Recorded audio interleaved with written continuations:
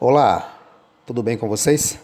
Professor Alberto Vicente falando aqui, e este é o canal Professor Alberto Resolvendo Questões de Concurso, um canal que tem sempre dicas de estudos, questões comentadas e também muito conteúdo para a sua preparação. E hoje trazendo aqui um resumo bastante sucinto com algum conteúdo assim bastante substancial sobre o Manual de Redação da Presidência da República, que neste vídeo vai ser usada a terceira edição, revista atualizada e ampliada do manual, ok? Bom, o manual ele tem um índice aí, um sumário. Bom, aí tem um prefácio do manual, que é de autoria de Gilmar Ferreira Mendes, né? O nosso conhecidíssimo Gilmar Mendes aí. Algumas siglas e abreviaturas que vão se usar no manual. E aí vem a parte 1, as comunicações oficiais. Aspectos gerais da redação oficial, que é a parte 1 aí. E nesse panorama vem o seguinte: a finalidade da língua é comunicar. Quer pela fala, quer pela escrita. Para que haja comunicação, são necessários alguém que comunique, algo a ser comunicado, alguém que receba essa comunicação. Ou seja, o manual ele começa com os princípios básicos de uma comunicação, que tem que ter 3 itens aí: alguém que comunique, algo a ser comunicado e alguém que receba essa comunicação, ou seja, um receptor. E aqui interessante, o que é redação oficial? Em uma frase, pode-se dizer que redação oficial é a maneira pela qual o poder público redige comunicações oficiais e atos normativos. Neste manual, interessa-nos tratá-la do ponto de vista da administração pública federal. Obviamente, né, embora a redação oficial deste manual se reporte para a administração federal, é natural que as administrações municipais e estaduais também adotem o manual como referência. Então, a redação oficial ele prossegue. Não é necessariamente árida e contrária à evolução da língua. É que sua finalidade básica, comunicar com objetividade e máxima clareza, impõe certos parâmetros ao uso que se faz da língua, de maneira diversa daquele da literatura, do texto jornalístico, da correspondência particular, etc. Apresentadas as características fundamentais da redação oficial, passemos à análise pormenorizada de cada um dos seus atributos. E aí ele prossegue trazendo os atributos da redação oficial. A redação oficial deve caracterizar-se por... Olha os itens aí que são bem claros, que a gente conhece muito desde a escola, desde o ensino fundamental e médio. Quais são? Clareza e precisão. Um texto oficial tem que ter clareza e precisão. Objetividade, concisão, coesão e coerência, impessoalidade, formalidade e padronização, que é óbvio, né? Se é oficial, se é para comunicação entre órgãos e pessoas que ocupam cargos públicos, posições públicas, tem que ter formalidade e padronização e uso da norma padrão da língua portuguesa. Então, estes aí são os atributos. E o manual vai destrinchar cada um desses atributos aí. Fundamentalmente, esses atributos decorrem da Constituição, que dispõe no artigo 37. A administração pública direta e indireta de qualquer dos poderes da União, dos Estados, do Distrito Federal e dos municípios obedecerá aos princípios de legalidade, impessoalidade, moralidade, publicidade e eficiência. Sendo a publicidade, a impessoalidade e a eficiência princípios fundamentais de toda a administração pública, devem igualmente nortear a elaboração dos atos e das comunicações oficiais. Ok? Prossegue o manual com as explicações sobre cada um dos atributos lá da redação oficial. Começará com clareza e precisão, com objetividade, né? Com concisão, coesão e coerência e por aí vai. Clareza e precisão. Clareza deve ser a qualidade básica de todo texto oficial. Pode-se definir como claro aquele texto que possibilita a imediata compreensão pelo leitor. Ok? Precisão é um atributo que complementa a clareza. E caracteriza-se por articulação da linguagem comum ou técnica para a perfeita compreensão da ideia, veiculada no texto, manifestação do pensamento ou da ideia com as mesmas palavras, evitando-se o emprego de sinonímia com propósito meramente estilístico e escolha da expressão ou palavra que não confira duplo sentido ao texto, ou seja, um texto que não seja muito dúbio, nem de duplo significado. Mesma coisa.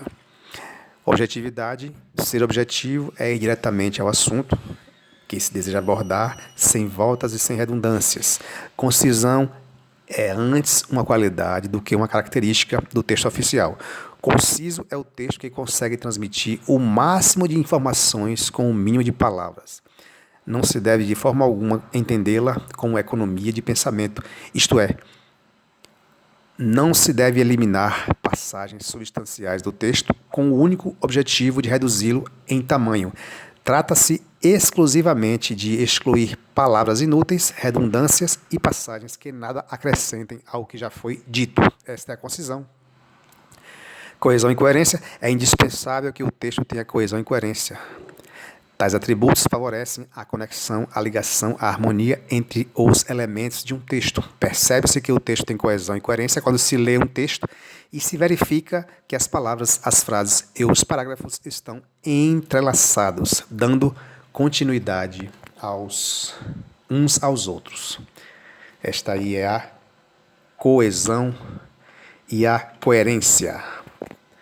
Pronto, dando sequência aqui. Impessoalidade. Impessoalidade decorre do princípio constitucional, né, lá do artigo 37, e remete ao quê? Remete à obrigatoriedade de que a administração pública proceda de modo a não privilegiar ou prejudicar ninguém, ok? De que o seu norte seja sempre o interesse público. E, em segundo lugar, a abstração da pessoalidade dos atos administrativos, pois apesar de a ação administrativa ser exercida por intermédio dos seus servidores, é resultado tão somente da vontade do Estado. Formalidade e padronização. Está bem fácil isso aqui, né? As comunicações administrativas devem ser sempre formais, isto é, devem obedecer a certas regras de forma. Isso é válido tanto para as comunicações feitas em meio eletrônico, por exemplo, um e-mail, que é oficial, que seja oficial, um SEI, né, que é aquela plataforma de protocolo eletrônica do governo federal, que também está nos estados, um documento em HTML, etc. Quanto para eventuais documentos impressos, ou seja, a padronização e a formalidade, elas percorrem esses tipos de texto aí, ok? Capítulo 2, as comunicações oficiais. Comunicações oficiais, e aí ele começa aí.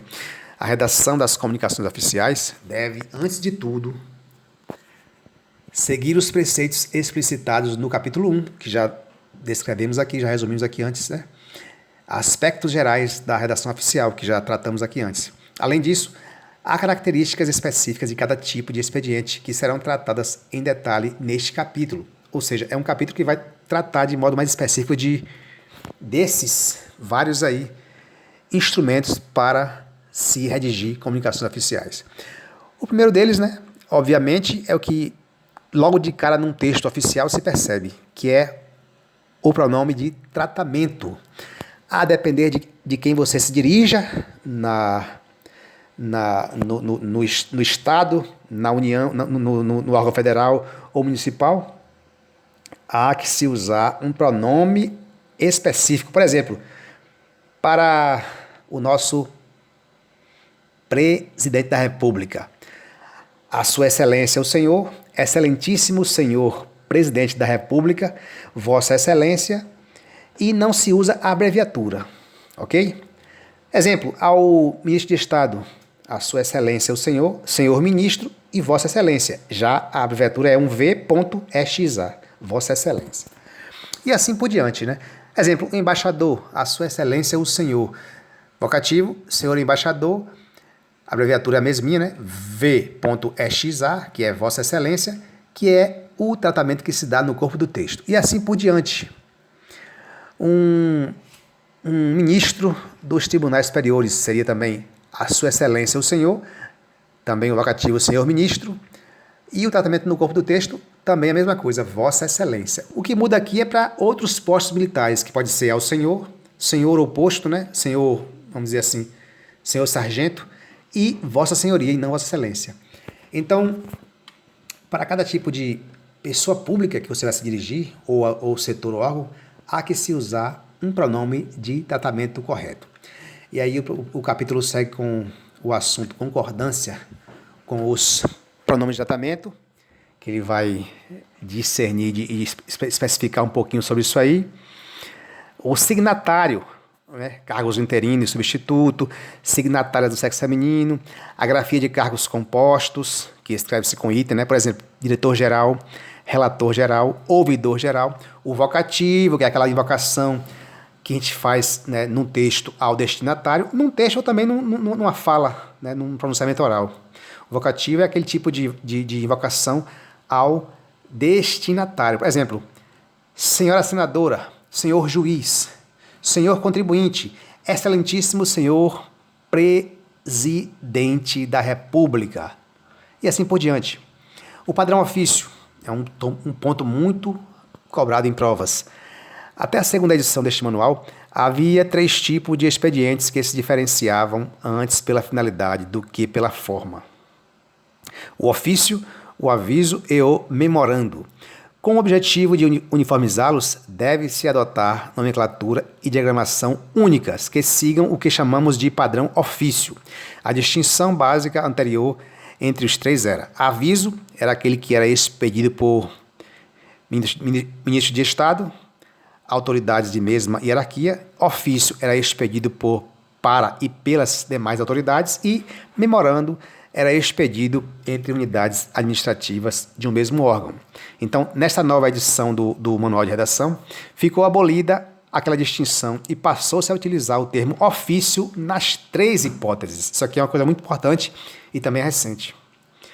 E aí, o manual vai destrinchar, né, as partes do documento no padrão ofício. Quais são as partes? O cabeçalho, né, é aquele que vem na primeira página do documento, centralizado na área que cabe a ele ficar, pela formatação. E nesse cabeçalho deve constar os seguintes elementos: o brasão de armas da República, né, o nome do órgão principal, os nomes dos órgãos secundários, né, o espaçamento entre linhas simples de 1.0. Pronto, só isso. E aí vem um padrão aqui de modelo, né? O brasão, o nome do órgão, a secretaria, a diretoria, o departamento, enfim. A identificação do expediente. Documentos oficiais devem ser identificados da seguinte maneira, e aí ele vai identificar, né, o nome do documento, indicação de numeração, informações do documento e alinhamento. Também local e data do documento, endereçamento do documento, que pode ser que nesse deve constar vocativo, o nome de quem vai receber o expediente, o cargo, o endereço e assim por diante. O alinhamento é a margem esquerda da página. E dando sequência aí no padrão ofício, também tem o assunto, que é a ideia geral do que trata no documento específico. O texto do documento em si, né? Ou seja, o corpo do texto, o corpo principal do texto, também é um dos componentes do padrão ofício. Os fechos para comunicações, a identificação do signatário, a numeração das páginas, e aí tem a questão da formatação e apresentação, ou seja, papel A4, a margem lateral é no mínimo 3 centímetros de largura à esquerda, a lateral direita é 1,5, as margens superior e inferior 2 centímetros, a área de cabeçalho, na primeira página, 5 centímetros a partir da margem e assim por diante. Rodapé nos 2 centímetros da margem inferior do documento. A impressão e aí vem. E aqui, nessa página do manual, né, 33, há um modelo de ofício, padrão ofício feito completinho. Você percebe aí os espaçamentos de 2 centímetros aqui, do brasão para o começo da página. A parte onde tem o ofício e a sua numeração, local e data, e aqui vem a parte de endereçamento, né, ao senhor fulano de tal, a sua função ou cargo, né, o órgão que ele faz parte, o local ou endereço onde ele está lotado, E aí vem o assunto, que é um resumo do que vem no texto. E aqui vem o vocativo, né? Senhor chefe de gabinete. E depois vem o corpo do texto, o texto principal. E aqui a indicação das margens, ó, de espaçamento, ok? Esta é a página 33 do Manual de Redação da Presidência da República. E aí o finalzinho do manual, do padrão ofício. No final vem lá a saudação final, né? Atenciosamente, a pessoa, o espaço para assinar, o nome dessa pessoa que vai assinar e o cargo dela. E no rodapé, endereço, telefone, CEP, a cidade, o estado e o site do órgão, né? Do órgão emissor aí. Mais um padrão ofício aí, ok? Com destaque para esses margeamentos, né? Tipo de documentos, as variações dos documentos oficiais. Documentos oficiais podem ser identificados de acordo com algumas variações. Por exemplo, o nome do expediente mais circular, o nome do expediente mais conjunto, o nome do expediente mais conjunto circular e assim por diante. A exposição de motivos, a definição e finalidade dos motivos, dos motivos aí, né? Para que serve esse documento oficial? Propor alguma medida? Submeter algum projeto? Informá-lo de algum assunto? Aí depois vem lá a forma e a estrutura. E aí, mais uma vez, um texto padrão ofício para você perceber essas nuances aí do formato e da formatação desse padrão ofício, ok? Sistema de geração e tramitação de documentos, que é o SIDOF, é um sistema próprio do governo federal, né? Sistema de geração e tramitação de documentos oficiais, o SIDOF, é a ferramenta eletrônica utilizada para a elaboração, redação, alteração, controle, tramitação, administração e a gerência das exposições de motivos com as propostas de atos a serem encaminhadas pelos ministérios à Presidência da República.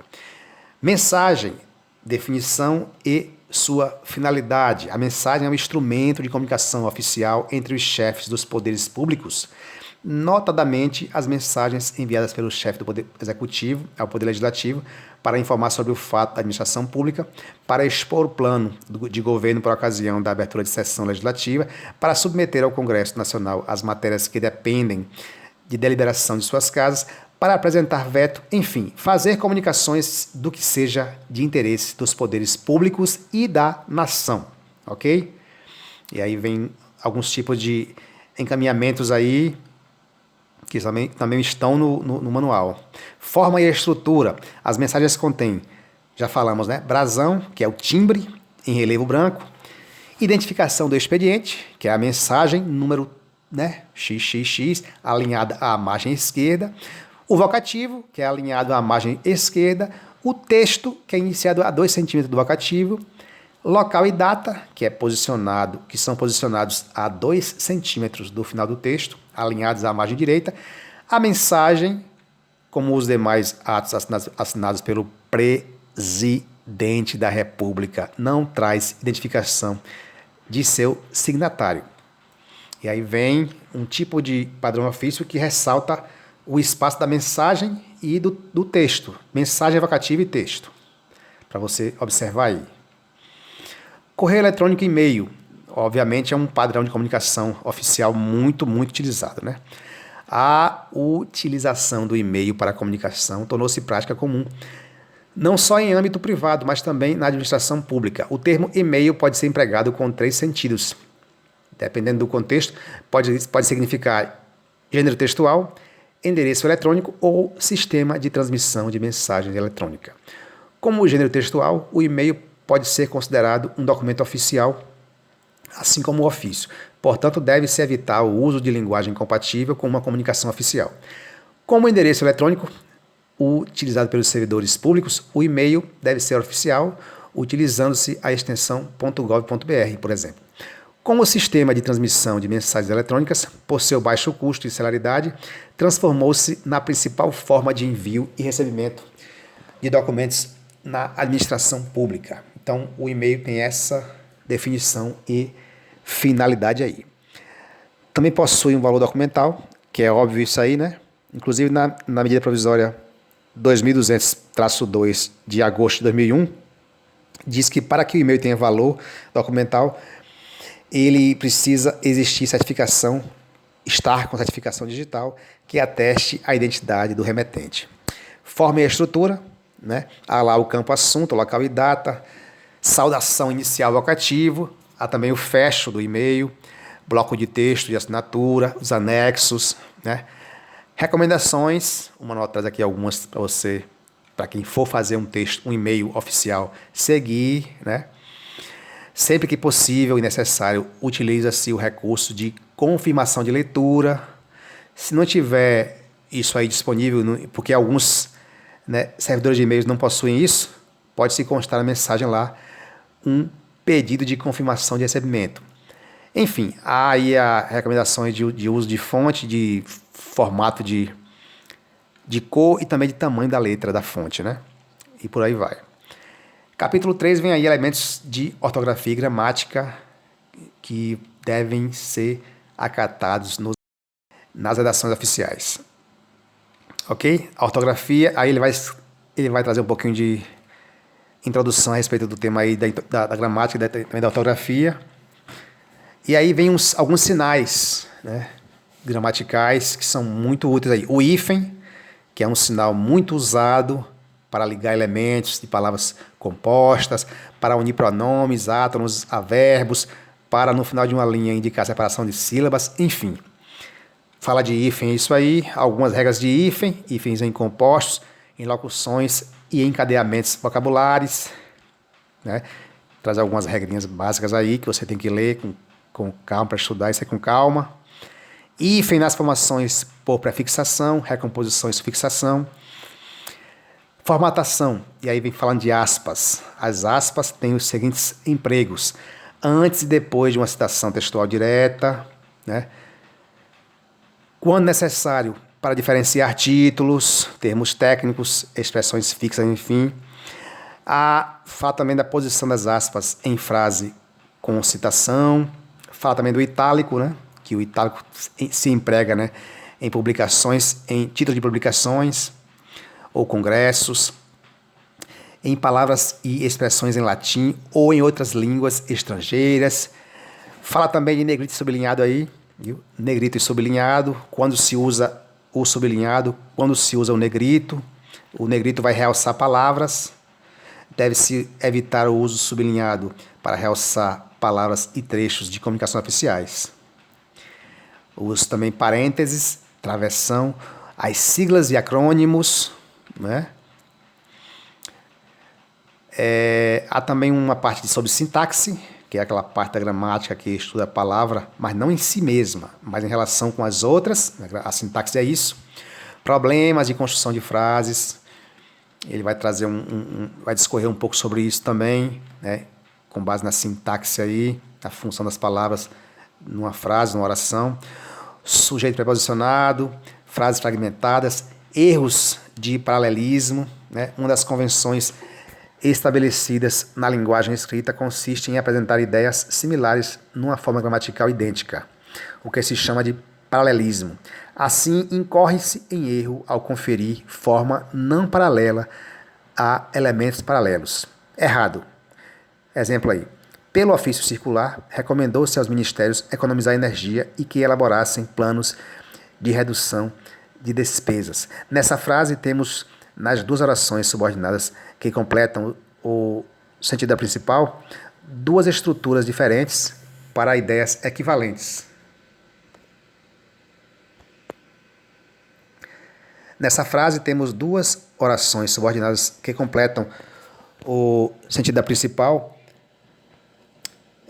duas estruturas diferentes para ideias equivalentes. A primeira oração, economizar energia, é reduzida de infinitivo, enquanto a segunda, que elaborassem planos de redução de despesas, é uma oração desenvolvida, introduzida por conjunção integrante que. Há mais de uma possibilidade de escrevê-la com clareza e correção. Uma seria a de apresentar as duas orações subordinadas como desenvolvidas, introduzidas pela conjunção que. Exemplo, pelo ofício circular, recomendou-se aos ministérios que economizassem energia e que elaborassem planos para redução de despesas. Essa aí seria uma forma de escrever, de reescrever essa frase aí, ok? Dando sequência aí ao manual, ele vai trazer erros de comparação, fala também de concordância aí nesse manual, concordância, que é o processo sintático, segundo o qual as palavras se acomodam na sua forma às palavras de que dependem, e por aí vai. Concordância verbal, também fala muito aí no manual. Dando sequência aqui. Concordância nominal também, e aí ele traz uma regra geral. Regência, que em gramática é sinônimo de dependência, subordinação, né? Regência de alguns verbos de uso frequente nos documentos oficiais. Pontuação também é tratada no manual de redação. Pontuação fala de vírgula, fala de expressões corretivas, explicativas, enfim, fala de usos da vírgula em alguns tipos de construções frasais. E aí ele cita algumas, né? Ele cita algumas. Ponto e vírgula também, 2 pontos. Ponto de interrogação, ponto de exclamação, pronomes demonstrativos, e aí vai dizer um pouquinho sobre o uso desses pronomes aí, situação no espaço, situação no tempo, situação no texto, semântica, que é outro tópico aí do manual de redação também, semântica, que ela estuda o sentido das palavras, expressões, frases e unidades maiores da comunicação verbal, os significados que eles são atribuídos. Então, o manual também trata de semântica, homônimos e parônimos, né, que é um assunto aí do campo da semântica. Né? Muitas vezes temos dúvidas no uso de vocábulos distintos provocadas pela semelhança ou mesmo pela igualdade de pronúncia ou de grafia entre eles. É o caso dos fenômenos designados como homonímia e paronímia. Ok? Então ele vai discernir, diferenciar o que é um e o que é outro aí. Ele diz que a homonímia é a designação geral para os casos em que palavras de sentidos diferentes têm a mesma grafia ou a mesma pronúncia. Se for mesma grafia, são homônimos homógrafos. Se for pronúncia igual, são homônimos homófonos. Já a paronímia, ela é o fenômeno que ocorre com palavras semelhantes, mas não idênticas, quanto à grafia ou à pronúncia. Ok? E aí dá sequência no texto aí. Traz mais exemplos aí de tipos de usos desses termos semânticos aí, que são homônimos ou parônimos. Dando sequência aqui no manual. Expressões a evitar e expressões de uso recomendável. Né? Como mencionado na introdução deste capítulo, o sentido das palavras liga-se intimamente à tradição e ao contexto do seu uso. Assim, temos vocábulos e expressões, locuções que, por seu continuado emprego com um determinado sentido, passam a ser usados sempre em tal contexto e de tal forma, tornando-se expressões de uso consagrado. Mais do que do sentido das palavras, trata-se aqui também da regência de determinados verbos e nomes. O esforço de classificar expressões como de uso a ser evitado ou como de uso recomendável atende primordialmente aos princípios da clareza e da transparência que deve nortear a elaboração de todo o texto oficial. Não se trata, pois, de mera preferência ou de gosto por determinada forma. A linguagem dos textos oficiais deve sempre pautar-se pela norma padrão. Não é aceitável, portanto, que nesses textos constem coloquialismos ou expressões de uso restrito a determinados grupos, que comprometeriam sua própria compreensão pelo público. Acrescente-se que é também indesejável a repetição excessiva de uma mesma palavra quando há outra que pode substituí-la sem prejuízo ou alteração de sentido.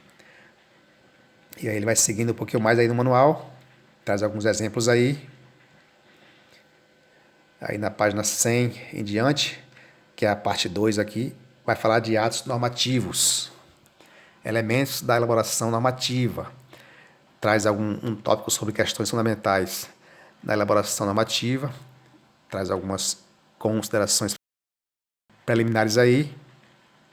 Funções das normas jurídicas, o caráter subsidiário da atividade legislativa, a vinculação normativa do legislador e controle de constitucionalidade, requisitos da elaboração normativa, clareza e determinação das normas, princípio da reserva legal qualificada, princípio da legalidade nos âmbitos penal, tributário e administrativo, reserva legal e princípio da proporcionalidade, densidade de uma norma, a lei e o respeito ao direito adquirido, ao ato jurídico perfeito e à coisa julgada, as remissões legislativas. O tópico 15 aí desse capítulo vai trazer como tema desenvolvimento de uma lei, e aí traz algumas considerações iniciais. O próximo fala de o processo legislativo interno, com identificação e definição do problema, com análise da situação questionada e de suas causas, com definição dos objetivos pretendidos, com crítica das propostas, controle dos resultados, elaboração de atos normativos no âmbito do Poder Executivo Federal, e aí traz algumas questões a serem analisadas quando a elaboração de atos normativos no âmbito do Poder Executivo Federal, né? Algumas perguntinhas que precisam ser feitas para diagnosticar, né, esse ato normativo aí, ou que tipo de ato vai ser preciso ser feito, ser realizado, ser executado, e assim por diante. Ok? Bem, gente, esse aqui é o canal Resolvendo. Estamos aqui fazendo um breve e sucinto resumo de pouca duração sobre o Manual de Redação da Presidência da República. Ele traz mais itens aí: simplificação administrativa, prazo de vigência e de adaptação, avaliação de resultados, são aquelas perguntinhas que tem que ser feitas, né? Capítulo 5 vem falando de técnica legislativa e atos normativos, o que se entende por técnica legislativa. É recomendável que o legislador redija as leis dentro de um espírito de sistema, tendo em vista não só a coerência e a harmonia interna de suas disposições, mas também a sua adequada inserção no sistema jurídico como um todo. Essa sistematização expressa uma característica da cientificidade do direito e corresponde às exigências mínimas de segurança jurídica, à medida que impedem uma ruptura arbitrária com a sistemática adotada na aplicação do direito. Costuma-se distinguir a sistemática da lei em sistemática interna, compatibilidade teleológica e ausência de contradição lógica, e sistemática externa, estrutura da lei. E aí ele vai discorrer um pouco mais sobre essas expressões aí, né? Sistemática interna da lei, sistemática externa da lei, artigo, parágrafo, incisos, alíneas e itens, né? Ou seja, são nomenclaturas, né? Então, são terminologias muito usadas em documentos oficiais, leis, decretos, resoluções, portarias. Então, quem lida diariamente com esse tipo de documento aí, de ato administrativo, de ato normativo, tem sempre que consultar o manual de redação, porque ele é um instrumento de consulta permanente, ok? Incisos, alíneas e itens, agrupamentos de dispositivos. Quem tiver aí interesse em entender como se constrói, como se estrutura, como se formula, se formata um documento legislativo, tem que ler o manual de redação oficial do governo federal. Tópicos de técnica legislativa, alteração normativa, artigo de alteração da norma. Ele vai explicar como é que se faz esse tipo de alteração de norma aí. Quando um tipo de norma ele é atualizado, ele passa por alguma retificação. Alteração parcial de artigo, retificação e republicação. Isto é, são rotinas administrativas que se relacionam à legislação, né, a atos normativos. A apostila, o que é apostila e qual a sua finalidade, né? O apostilamento é de competência do setor de recursos humanos, do órgão, autarquia ou fundação, e dispensa nova assinatura da autoridade que subscreveu o ato originário. Forma e estrutura da apostila. E aí vem atos normativos, a forma e estrutura deles, a ordem legislativa das partes do ato normativo, né? A epígrafe, a ementa, o preâmbulo, objetivo e âmbito de aplicação, fecho de lei ou de decreto, né? Então, toda uma forma de se escrever ato normativo está explicada aqui. A matéria legislada, texto ou corpo da lei, né? Agrupamento de dispositivos, cláusula de revogação, cláusula de vigência, assinatura e referenda, lei ordinária. O que é uma lei ordinária? Né? É aquele ato normativo primário e contém, em regra, normas gerais e abstratas. Embora as leis sejam definidas normalmente pela generalidade e pela abstração, a lei material, estas contêm, não raramente, normas singulares, lei formal ou ato normativo de efeitos concretos. São exemplos de lei formal: a Lei Orçamentária Anual, leis que autorizam a criação de empresas públicas, sociedades de economia mista, autarquias e fundações. Objeto: lei complementar, que são aquelas leis que não têm a rigidez dos preceitos constitucionais e tampouco comportam a revogação por força de qualquer lei ordinária superveniente. Objeto delas: lei delegada é o ato normativo elaborado e editado pelo Presidente da República em decorrência de autorização do Poder Legislativo, expedida por meio de resolução do Congresso Nacional e dentro dos limites nela traçados. Trata-se de espécie normativa em desuso no âmbito federal. Apenas 2 leis delegadas foram promulgadas após a Constituição de 88. E aí vem o objeto da lei delegada, medida provisória. O que é isso? É o ato normativo com força de lei que pode ser editado em caso de relevância e urgência. E a definição está aí. Qual o seu objeto? Decreto, né? São aqueles atos administrativos de competência exclusiva do chefe do executivo, destinados a prover as situações gerais ou individuais abstratamente previstas de modo expresso ou implícito na lei. Essa é a definição clássica que não se aplica aos decretos autônomos, tratados adiante. Decretos singulares ou de efeito concretos, decretos regulamentares, autônomos, portaria. O que é uma portaria? É o instrumento pelo qual ministros ou outras autoridades expedem instruções sobre a organização e o funcionamento de serviço sobre questões de pessoal e outros atos de sua competência. E aí vem, né, explicando mais o que é portaria. Ok? Capítulo 6, o processo legislativo, já chegando perto do final do texto aí, do manual aí, e aí ele introduz o que vem a ser processo legislativo, iniciativa comum ou concorrente, iniciativa reservada, e aí vem iniciativa reservada da Câmara de Deputados e do Senado Federal, iniciativa reservada dos tribunais, iniciativa reservada do Ministério Público, iniciativa vinculada, discussão, emenda, titularidade do direito de emenda, emendas ao projeto de lei de orçamento anual e ao de lei de diretrizes orçamentárias, emendas aos projetos de lei de conversão de medidas provisórias, espécies de emendas, né? São atos normativos muito usados até hoje: votação, sanção expressa, sanção tácita, sanção e vício de iniciativa, veto, que é também um termo muito comum no serviço público, né?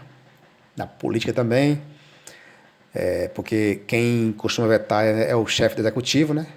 Vetar artigos de leis, vetar trechos de leis, enfim.